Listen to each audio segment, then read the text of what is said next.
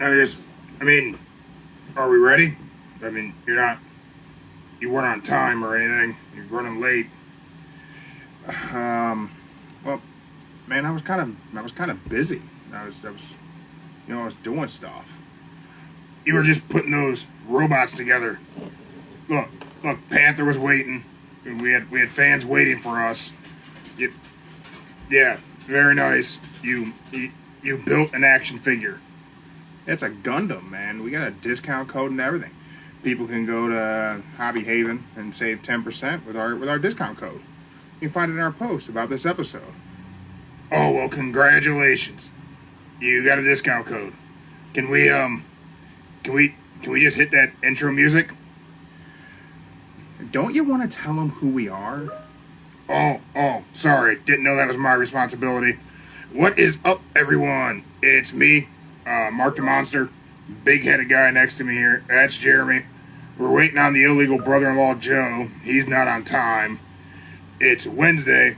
We're going to be doing a preview, AEW Dynamite. Joe's going to talk a little bit about NXT. I think Jeremy watched the highlights. We're all going to believe in Joe Hendry. And, yeah, go ahead and hit some of that intro music. Guess that's my responsibility now.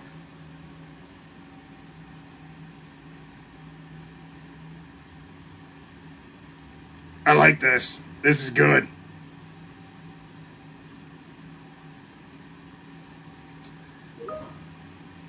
Don't condone Jeremy being late. He's literally never on time for anything. Quite frankly, it's embarrassing. Man, it's embarrassing for you. It's fine for me. I'm that work. What do you mean? You could do that. You don't think you could do this job alone? I think you could. Responsibilities. Illegal brother-in-law Joe was here. Oh, thank God. Thank God someone with some sense showed up. Okay, first off, we're just going to... It's my fault, y'all. There we go. Wait a minute. Joe gets his own intro music. I didn't get mine. All the intro music is yours. I don't even... Like, why are you... Hey, What are you even upset about? Joe, I kind of like that. what is going on with him? Maybe somebody didn't have a little special gummy snack today brought to you by your local sponsor today. Maybe that's the problem.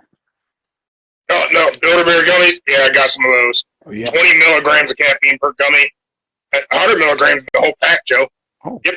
Eat a whole pack. Whole pack. Okay. Yep, whole thing. They All right. taste like candy, Joe, but they kick like coffee. Fantastic. Oh, he Damn. bit me. Damn. You need it. And you need it. Those things are delicious. Mark. I'm supposed to be the greedy one out of the three of us, but damn, you more greedy than me. Yeah, he's on one. You know what, Mark? You're just gonna.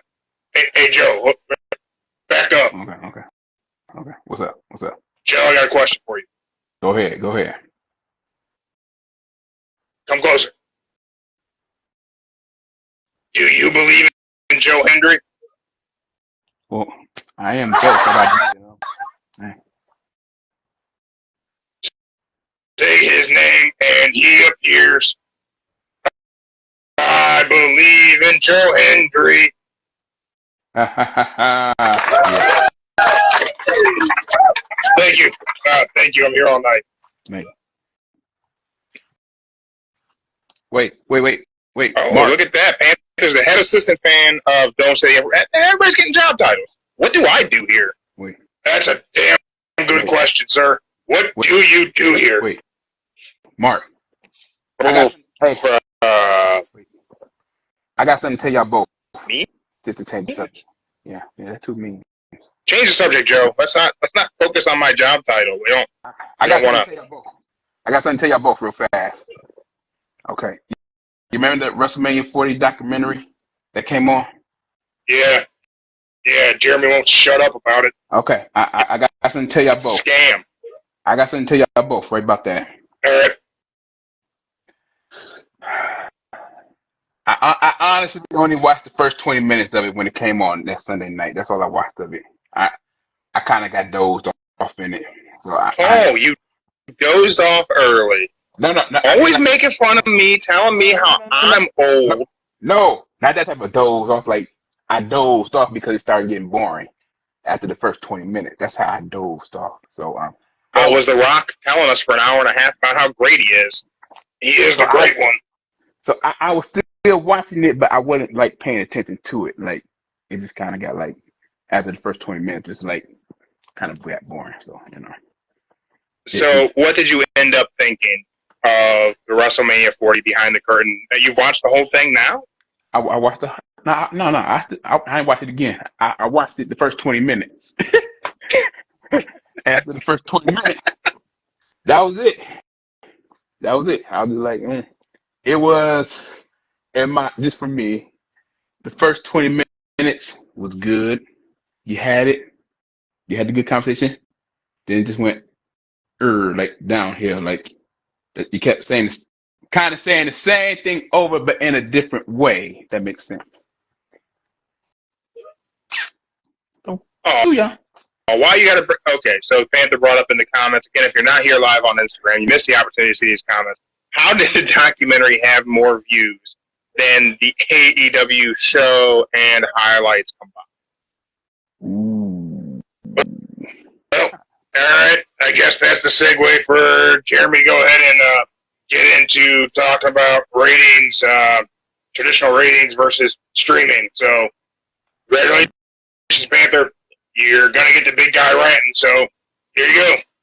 All right. Why you gotta do this? I'll try to change the subject.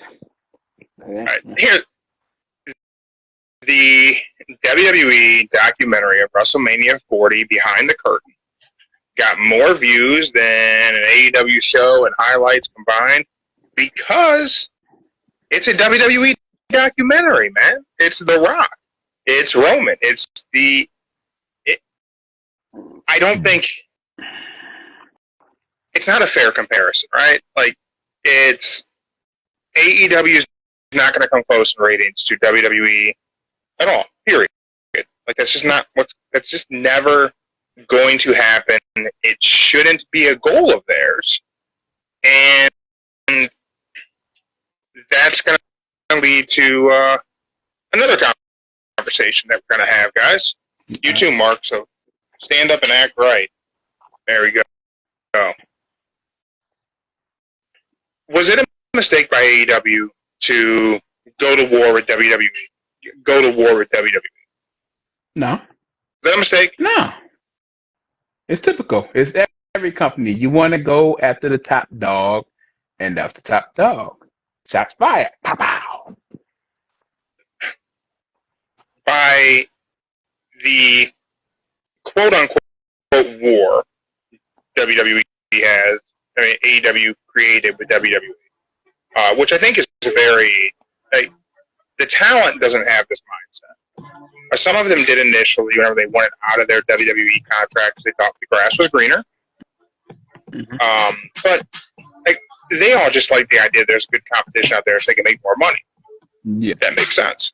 The fans seem to have this whole mindset. A lot of fans. I don't want to say everyone. Sometimes I feel like I lump all of us wrestling fans into the category of the shittiest of the fan base. And it's a very small segment. It's really like that. It's just the ones who are the loudest, and it's that way with everything ever. Yeah. But had Cody not smashed the throne and made a statement, had there not been so many little shots fired, could AEW be in the position TNA is in today? Could NXT be featuring AEW? Is that something that was a realistic possibility had the war not been played out on TV the way it has been? I would say they could have come to terms as long as Vince wasn't around. But now that Vince ain't around, you can see that it is trying to get with other promotions slowly.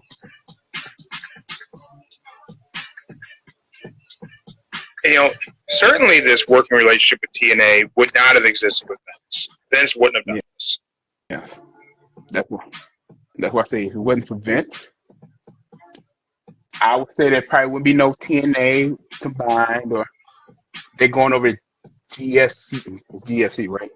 They're doing GFC. Yeah. They wouldn't be jumping over to GFC doing a few going over there if Vince was still in charge. Now we see Paul Levesque in charge. It's a slow cracking, but you see it's going great. You see he's bringing in not all talents, just some. He giving you surprises that, hey, we can work together, but I don't know if we can work together with AEW just yet. It might be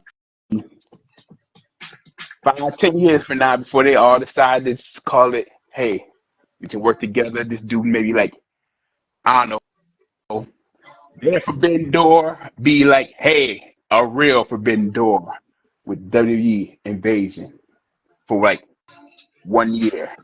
Like a 1 year thing. It could be Forbidden Door or even Survivor Series. One of them two could be the perfect one. So, do you think this TNA WWE partnership is mutually beneficial, or do you think it's exclusively beneficial? I think it's beneficial. Beneficial. They say it hasn't increased ratings at all for TNA. And you know, we kicked this off talking about views on YouTube. Thanks to our fan Panther. But I don't know, man.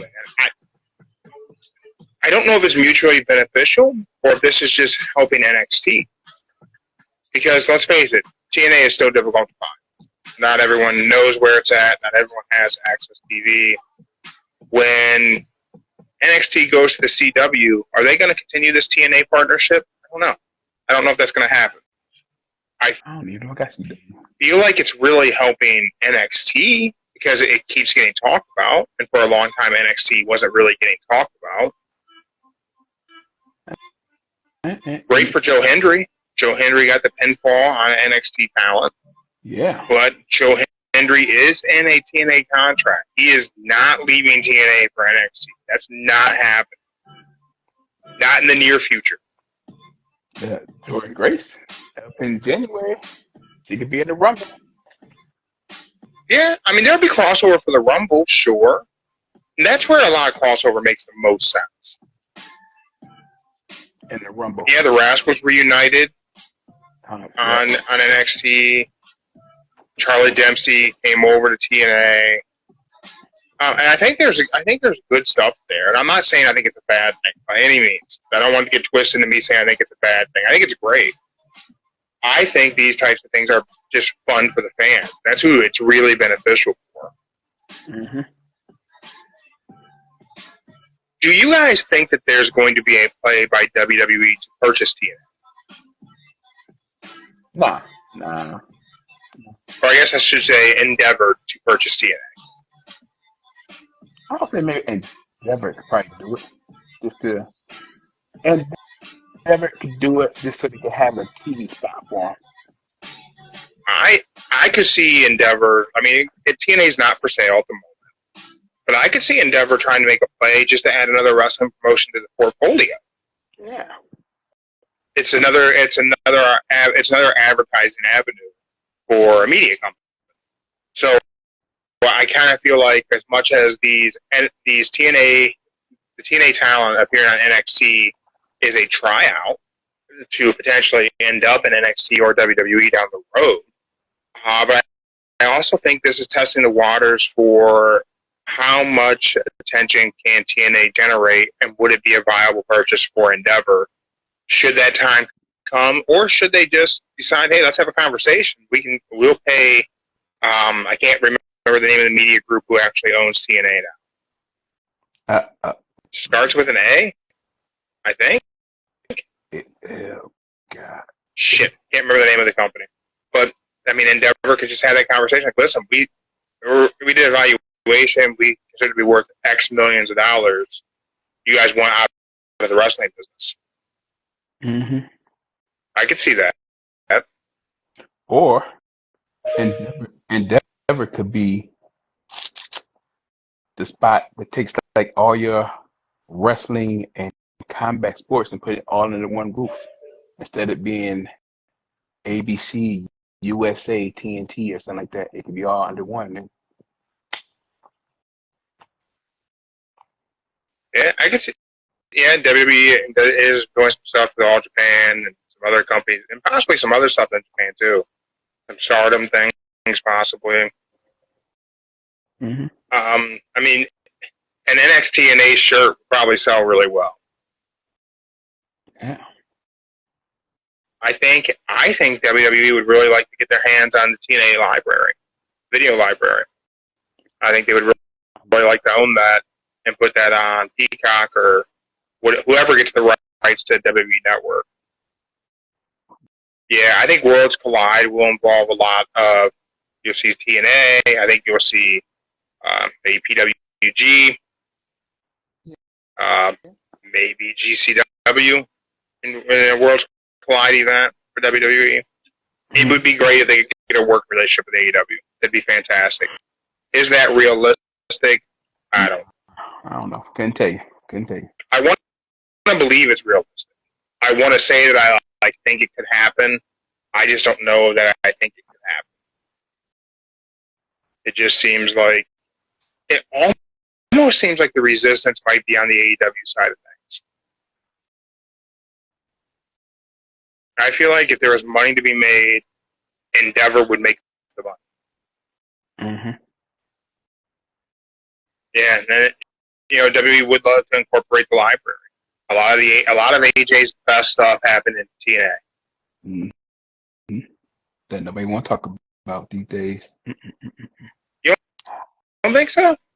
I think a lot of people reflect on the New Japan AJ going into WWE.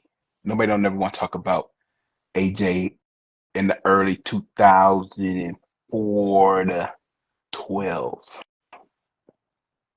Well, I think that's just because New Japan AJ was so cool. He had the Bullet Club hype behind him. Yeah, I know. And I just think that was just cool shit. Yeah, Right? yeah. Even he did that. He did that little long wolf era, and TNA started when the Yeah. Aces and Eights took over. Yeah, Aces and Eights. True. So with talking streaming, WWE went into the library of TNA to add that to the existing libraries they already have possession of. In January, WWE goes to Netflix. Netflix, yeah.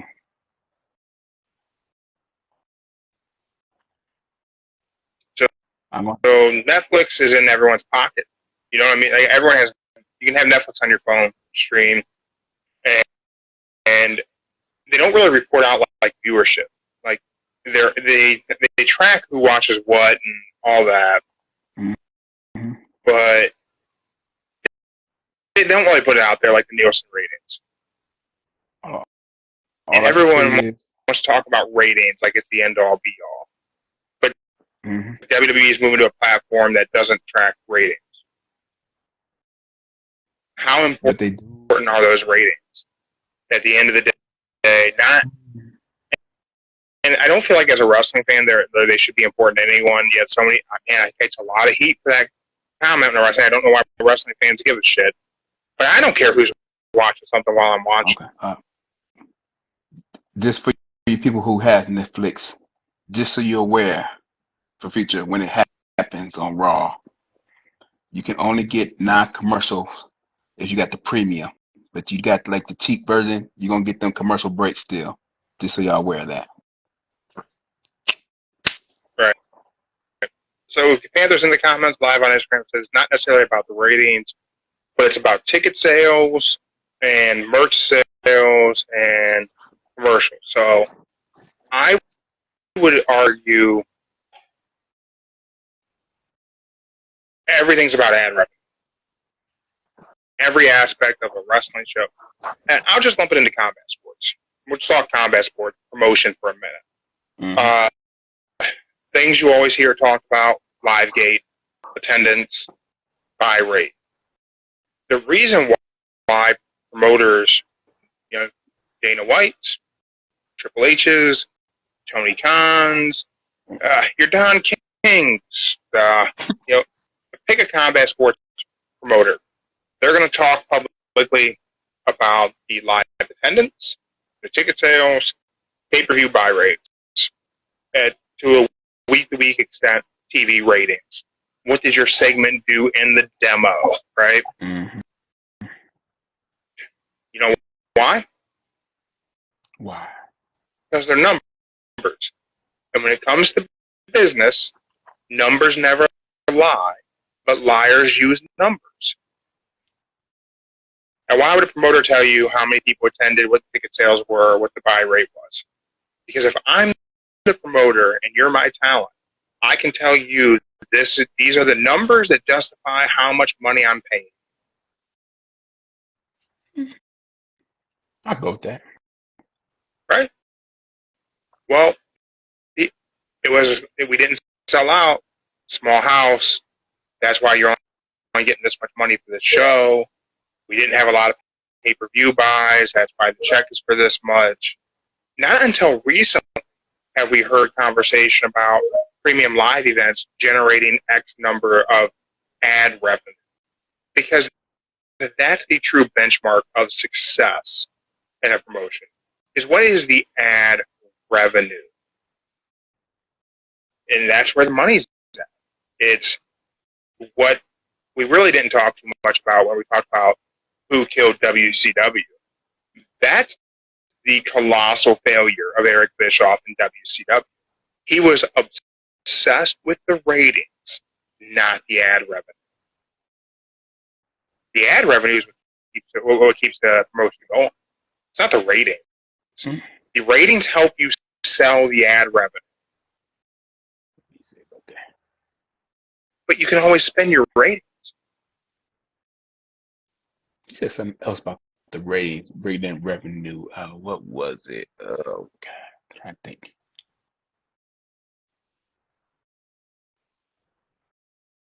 He also said even with the ratings, most of the ratings brought in tremendous amount of revenue that helped bring in people to the facility where they was at, whatever. Yeah, and I think that's one of the key components to all promotion, that so many people inside the wrestling community. I don't want to just say the items, because you have so many people who are podcasters, are journalists who focus on these ratings as if that's the vehicle of success, and it just isn't. It's not realistic. You look at, if live attendance mattered, why is NXT so successful? Small crowd. And TNA has always been a small crowd. Again, Yeah, TNA. and I go back to pre-existence of AEW. The number 2 wrestling promotion in North America was arguably Ring of Honor. They were lucky to put 3,000 people in an arena. That was beyond being a good day. There was no ratings for Ring of Honor that anyone talked about in 2017, 2018. It wasn't even a conversation being had.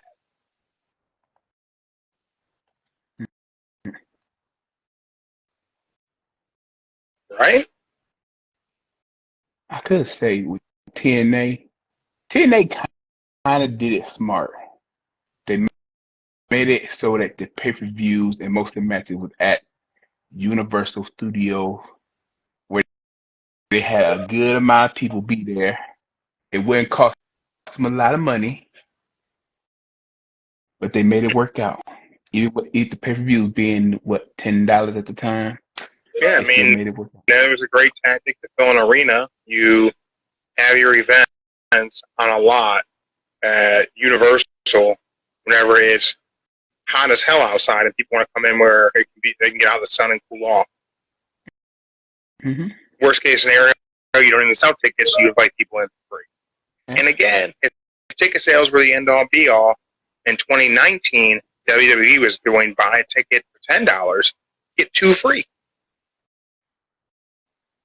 Oh yeah, I remember that. So 2019 wasn't a great year for that. Man. it wasn't. I mean, it was not a great year, but it was happening. And everyone treats the low attendance at an AEW show as if that's. I mean, they don't even try to sell out arenas. They don't try to go to capacity. It's just not a thing. It's not even part of the strategy. If you look at an AEW event, all the seats are not available to purchase for a weekly show. But them Saturdays be selling out big time. Woohoo! Them Saturdays. Just saying, them I Saturdays. mean, Can't pass them Saturdays. pay-per-views go. AEW pay-per-views sell out. Joe, we talked a little NXT. How was the show last night? I watched a little bit of the highlights. I didn't watch the whole show. It was good. I would just say, just to break it down for you, highlight of the night was Ego Ethan Page talking about being only in it for 40 days in NXT and RE champion, beating Kevin Owens' record. 40 days. Beat Kevin Owens' record, being the champion, become the NXT champion. You got, KO became a champ pretty quick in NXT and then went on to appear on Raw to take out John Cena. U.S. Open Challenge. Do you see that in Ethan Page's future? A match with John Cena?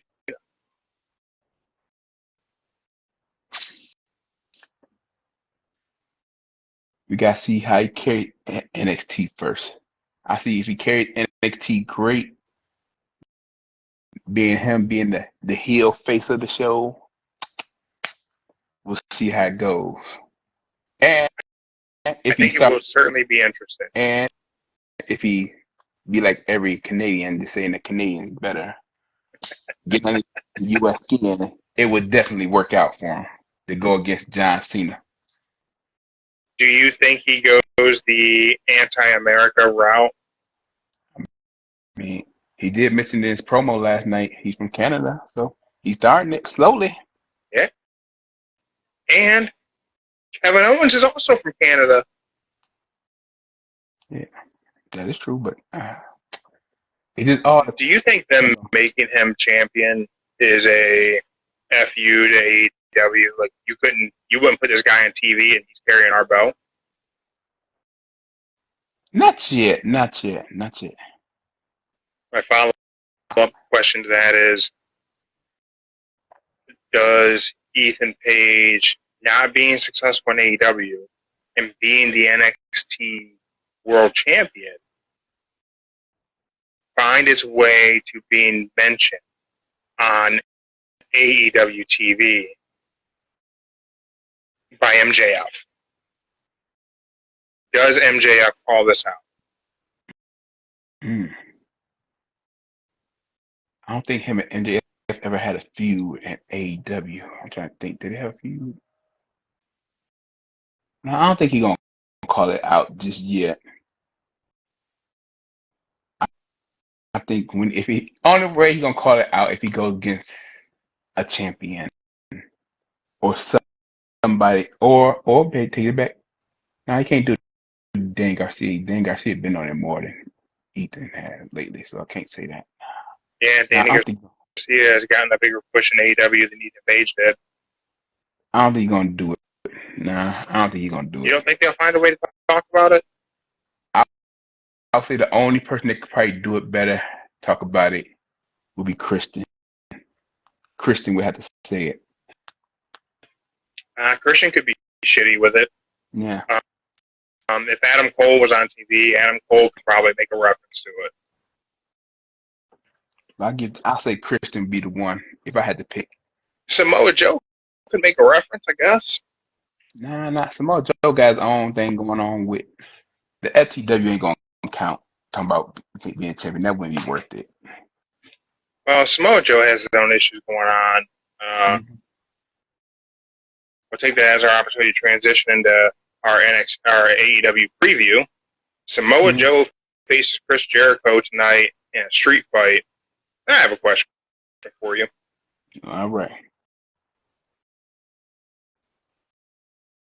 Is the learning tree Chris Jericho's worst gimmick? Is this the worst version of Chris Jericho we've ever seen? The worst of his whole entire career. His whole career. Is this the worst version of Chris Jericho?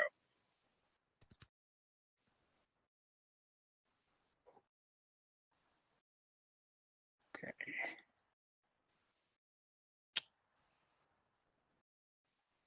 I can't say because he made every single version he had be good. Even if is this working? Is the learning tree Chris Jericho? Do you feel like this is working? I think it's working. You think so? It's weird to say it, but Chris Jericho is like Baron Corbin. Any gift, any idea you give him, he'll run it and he'll make that character perfect. He'll make that character be what you hate the most and get under your skin. And I really can't explain it, but Baron Corbin and Chris Jericho are the only two that made a dumb character come out perfect and you actually like it. Whenever he first started doing the learning tree Chris Jericho thing, I said, have someone attack him, put him on the show for a few months. Hi guys, Chris Jericho. That shit's funny. It gets me every time. Yeah.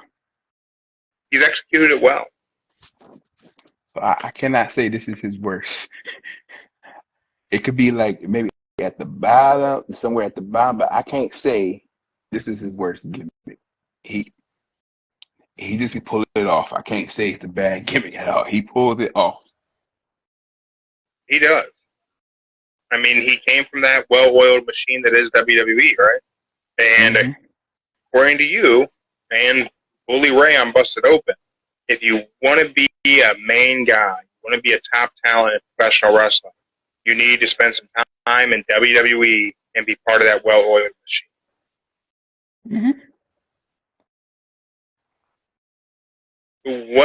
What things do you think a talent can only get from being part of WWE that they can't get anywhere else? Okay. We'll start with the first. Like I said, first, promo.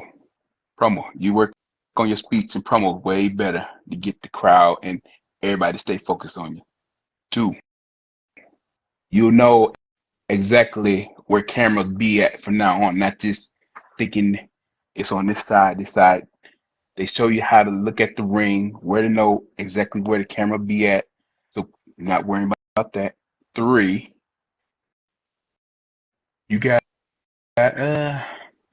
more training in the ring with professionals, like not just your average, oh, me and this buddy worked out. You got professionals that can help you in the ring, train you better, make you come up with better moves. Next, I would say it helps you develop a character that you believe in that could work. Like you have an idea of a person, a character, and then when you get into the character that was down in the indies, it was to talk about. But once it got into WWE, you seen more, like you see the same character, but it got a bigger twist to it and more props to it than it did down in the indies. I think there's definitely some of their ability to work character development and teach you how to develop, and certainly how to perform for a TV audience. We've seen a lot of things with initially in AEW where guys who never worked or never done TV didn't really know how to hit the spots and hit the angles for things. A lot of stuff looked real funky. Mm-hmm. So yeah, I think you're right on a lot of that for sure. Oh, and last, like I said in the comments earlier, it gets you more comfortable dealing with this 500 to 1,000 people when you go on like 10 times that.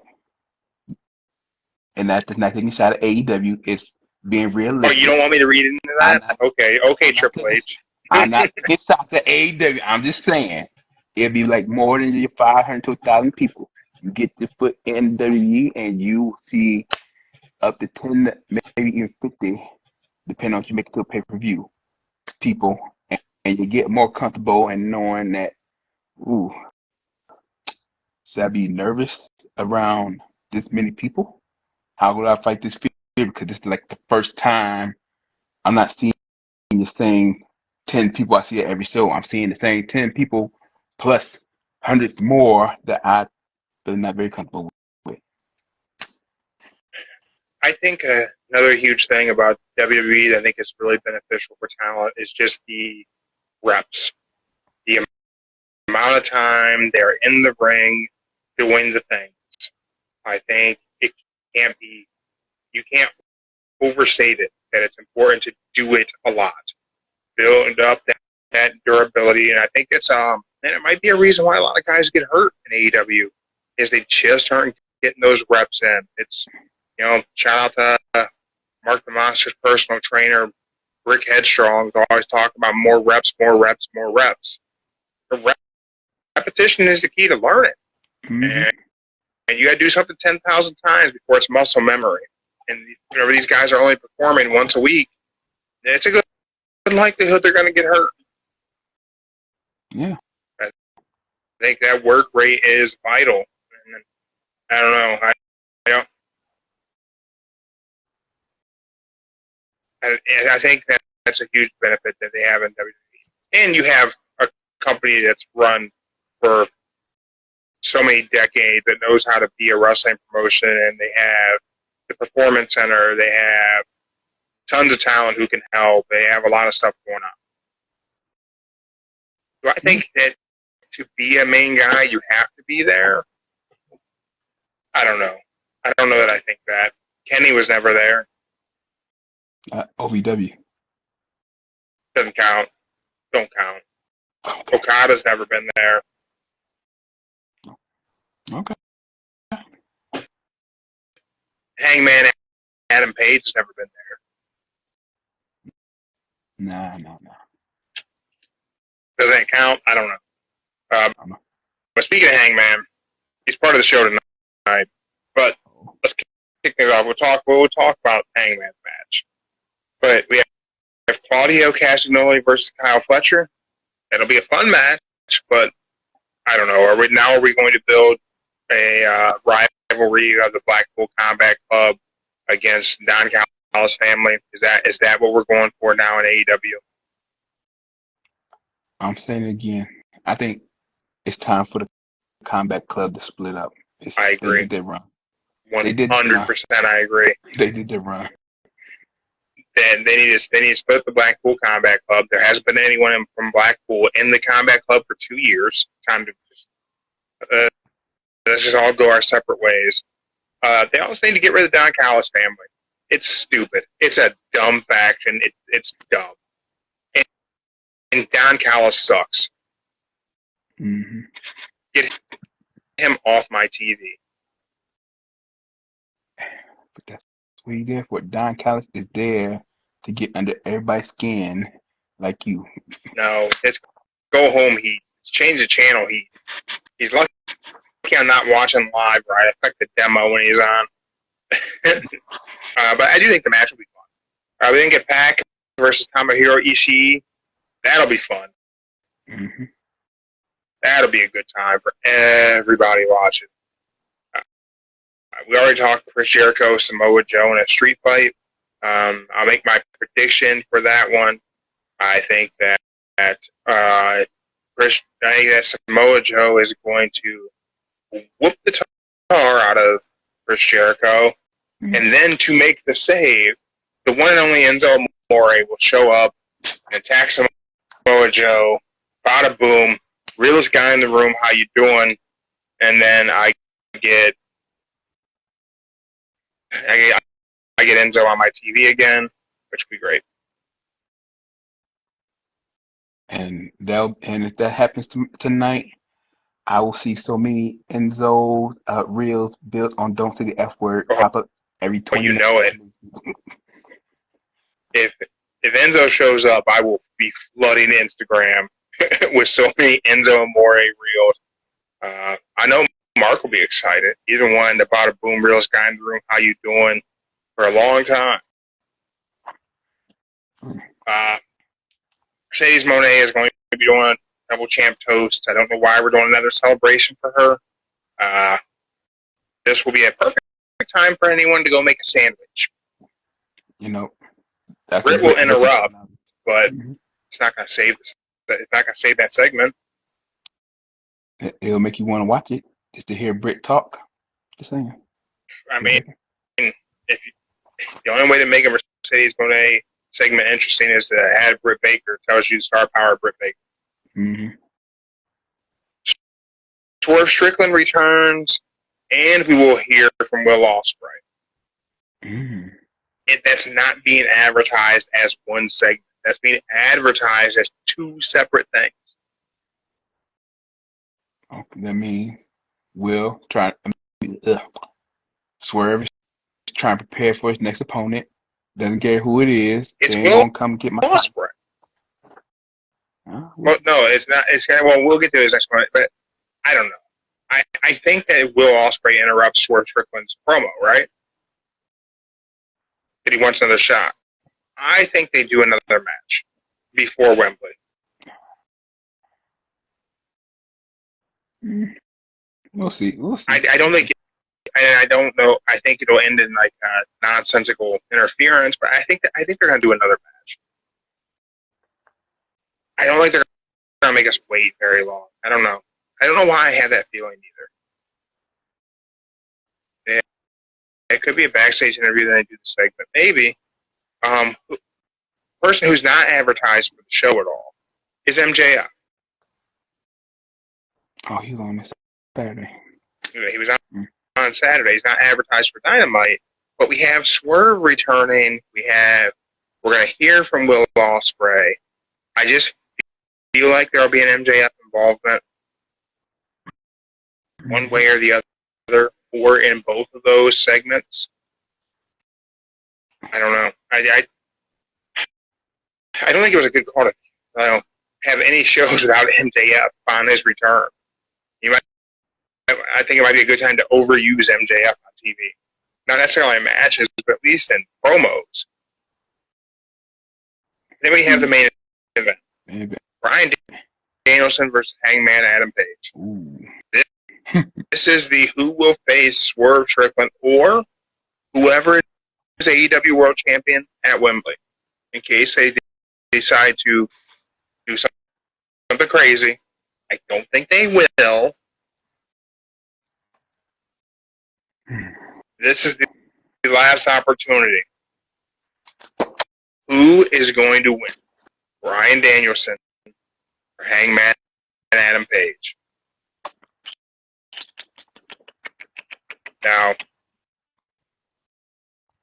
these tournaments in AEW throw the rankings out the window, which is a weird thing because people say AEW doesn't tell stories, but they set up tournaments that are a story in themselves. So, the story, since we didn't do Jeff Jarrett, which I know broke so many people's hearts, we didn't do Jeff Jarrett. That'd be me. The story would be Hangman versus Swerve at Wembley. That's the story. Is that the right decision? I think the right decision would be Danielson, Swerve, final match. Get the belt. Do you think if Bryan Danielson beats Swerve, then Bryan Danielson retires? I mean, get the belt, go on, get the have one last dream he had. I think it should be Danielson. So we're in agreement there. I think Danielson should beat Swerve, become AEW World Champion, and say once someone beats him, he's going to retire. And then you let Danielson hold that belt for a year. Get him to Wembley next year, 2025. He can face Will Ospreay, and Will Ospreay will defeat Bryan Danielson and send him into retirement and beat him with Tiger Driver 91. And that's the story. Are you willing to pull the trigger and send Bryan Danielson into retirement? That's a bigger story than Hangman versus Swerve. I'm afraid they're going to give us Hangman versus Swerve. And I don't think it's as good of a story as what you could build with Danielson if he beats Swerve and can't retire until he loses the belt. But then again, you always wanted Hangman versus Swerve one more time. I think we can do Hangman versus Swerve 1,000 more times.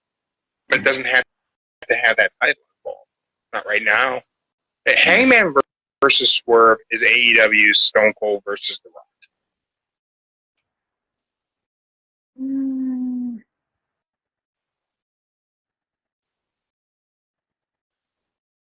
No, we'll go with that. I could go with that. Right?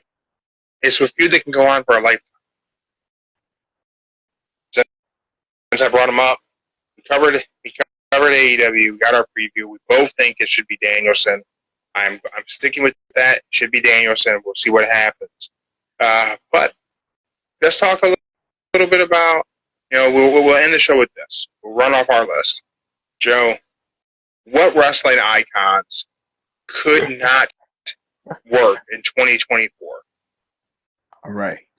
I need legends as people here. All right. Who doesn't work in 20?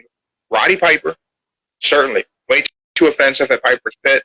100% cancel culture. Piper don't work. I'm going with my dad's favorite hero, the Iron Sheik. The Iron Sheik. The Iron Sheik. The next. And you probably couldn't do Iron Sheik in 2024. No. Then you got Val Venus and the Godfather. Val Venus and Godfather. Yep. Couldn't do them in 2024. And then you got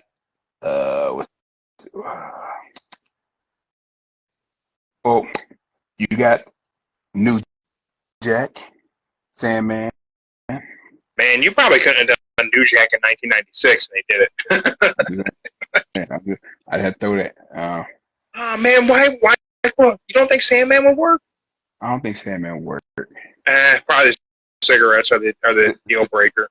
Cigarettes and then a can to the head is probably then drinking the beer, walking down to the crowd. He'll have to get a soda. Still drinks the Steve Weiser. Alcohol gets way too much of a free pass in this country. I don't think Sandman. If you get rid of the cigarettes, I think Sandman works. You give him a vape, you can put Sandman on TV. Give him a cotton candy vape, he'll be fine. I don't think The Rock works in 2024. Rock? Rock made a lot of homophobic jokes in the 90s. Oh, yeah, he did. He did. He used to call Jonathan Coachman a hermaphrodite. I don't think we get The Rock in 2024. I think some of what Rock did upon his return didn't really work in 2024, but I digress. Last one, Joe. Who do you got? Who is your final iconic professional wrestler from back in the day who would be entirely too offensive for 2024 and would be canceled?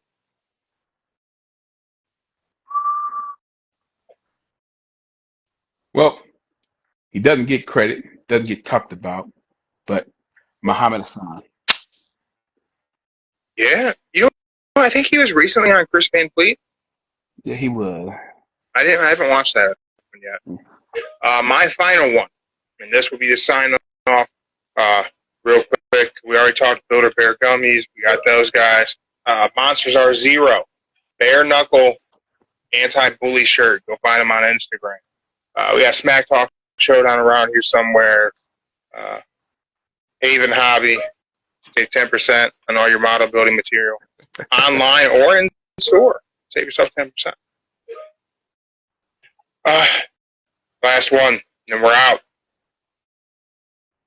Hakeem, the African Dream, with his manager Slick. You cannot do that in 2024. Not a chance. Not chance. Okay. All you youngins out there who don't know about Hakeem, the African Dream, he was formerly the one-man gang. The entire gimmick was to make fun of Dusty Rhodes. But holy shit, is it offensive? It kind of went too far. Kinda. Everyone, thank you for checking us out live on Instagram. We appreciate you guys being here. If you didn't catch us live on, the Big Show's weight storyline. Yeah, you couldn't do the Big Show's weight storyline. Yeah, definitely. But man, The Rock made fun of fatties in 2024. Chain Gang John Cena. Yeah. Boss Man, Corrections Officer. The Mountie. Would we not do the Mountie? Repo Man might hurt some people's feelings. Hey, Repo Man was all right. Repo Man was pretty cool. I like Repo Man. Yeah, Liv Morgan's lesbian character. Yeah. No. It can still work. Lesbian character can still work. Yeah. No, there's probably a lot. We could probably do an entire show of offensive wrestling characters.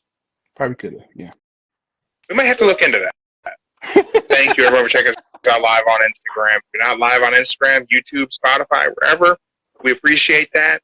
But, man, you missed the most fun on Instagram. So come join us over on Instagram. And we will be back this weekend. I don't know, maybe Friday. I don't know. We'll see. But there'll be tons of posts on Instagram, especially whenever the real one, Enzo Amore, shows up. Oh, Lord, you and the real one. It's going to happen one day. It's going to happen. I'm going to be so happy. Thank you guys for checking us out. Don't say the F word. Pro Wrestling Combat Sports Podcast. We do not use the F word when we talk about professional wrestling. Shouldn't let your friends use it either. We're out. Howdy.